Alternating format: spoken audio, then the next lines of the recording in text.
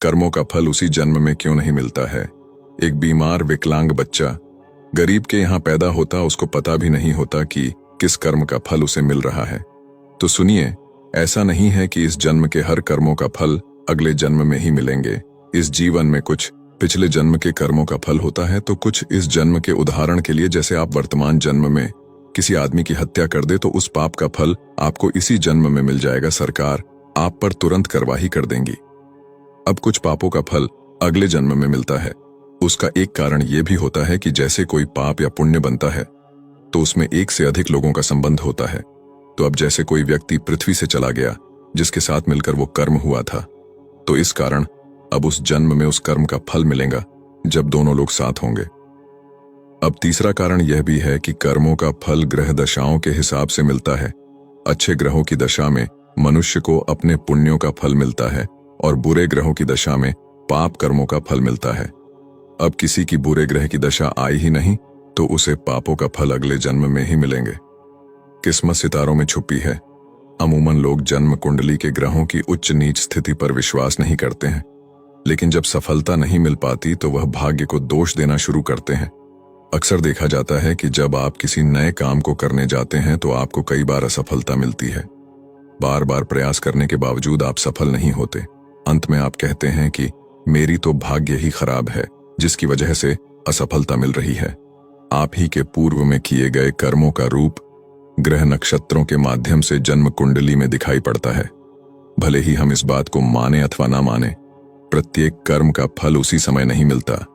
जैसे बीज बोने पर उसमें तुरंत फल नहीं आते, भाग्य वास्तव में उन कर्मों का फल है जिनका फल तुरंत उसी समय नहीं मिला। अमीर व गरीब के घर में जन्म, रूप, रंग इत्यादि जीवन के अनेक पक्ष भाग्य के रूप में पूर्व जन्म में किए उन्हीं कर्मों के फल के रूप में मिलते हैं, जिनके फल तत्काल उसी समय नहीं मिले। किसी की कैसी भी मेहनत कभी बेकार नहीं जाती, उसका फल अवश्य मिलता है। बस अगर वो बहुत समय के बाद मिलता है तो हम उसे भाग्य मानते हैं, क्योंकि हमें पूर्व जन्मों का कुछ याद नहीं है। वास्तव में कुछ भी अनायास, अचानक या मुफ्त में नहीं मिलता। इसीलिए कहा गया है, मनुष्य अपने भाग्य का निर्माता स्वयं है। उज्जवल भाग्य के निर्माण के लिए सदैव सत्कर्म करते चलिए। भाग्य खराब होने का कारण आप समझ गए होंगे।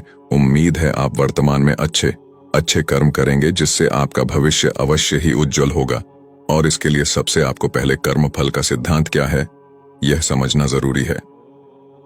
रामचरितमानस में गोस्वामी तुलसीदास जी ने निम्न बात लिखी है, यद्यपि सम नहीं राग न रोषु, गहि न पाप पूर्ण गुण दोषु, या करम प्रधान विश्व करी राखा, जो जस करी सो तस फलु चाखा। जिसका अर्थ है कि यद्यपि वे सम हैं, उनमें न राग है, न रोष है, और न वे किसी का पाप पुण्य और गुण दोष ही ग्रहण करते हैं। उन्होंने विश्व में कर्म को ही प्रधान कर रखा है। जो जैसा करता है वह वैसा ही फल भोगता है। सरल भाषा में कहें तो जैसी करनी वैसी भरनी। लेकिन इस कर्म फल के सिद्धांत के साथ 5 चीजें अंतर्निहित हैं। पहला, पुनर्जन्म। दूसरा, कर्म का लेखा जोखा, जिसके रजिस्ट्रार या लेखाकार चित्रगुप्त जी हैं। तीसरा है स्वर्ग नरक की अवधारणा।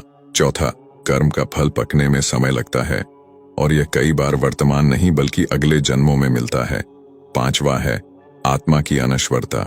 बहुत से व्यक्तियों को कर्म फल के सिद्धांत के अनुसार अगले जन्मों में मिलता होगा या मिलेगा, जिन जन्मों के बारे में दुनिया नहीं जानती है, क्योंकि कर्म फल के पकने में भी समय लगता है, जैसे एक पेड़ के फलों को पकने में समय लगता है। और ऐसा कदापि नहीं है कि कर्म का फल इसी जन्म में मिलता है, जो कि कर्म फल के सिद्धांत के अनुसार सत्य नहीं है। अंत में यही कहूंगा, कर्मणा गहनो गति। कर्मों का फल तो अवश्य मिलेगा, पर कब और कैसे और किस जन्म में मिलेगा, इस विषय पर एक जन्म में विचार कर पाना हर प्राणी के लिए असंभव है। हर फल प्राप्ति की युति होती है और वह युति कब बनेगी यह निर्धारित कर पाना प्राणी के वश में नहीं है। इसे तो पूरी तरह से भगवान ही जानते हैं।